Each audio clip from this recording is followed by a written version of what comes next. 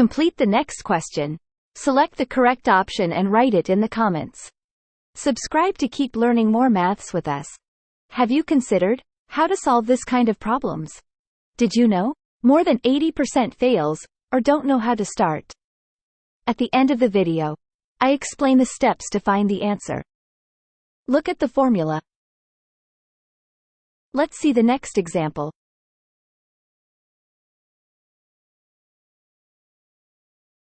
We will study the solution step by step. First step. Second step. Third step. Fourth step. Therefore, the correct answer is the option A. Take a screenshot to save the solution. If you share this video, others will learn mathematics. And that's it. We're done. On this channel you can learn mathematics every day. Improve your math skills with us. See you until next time.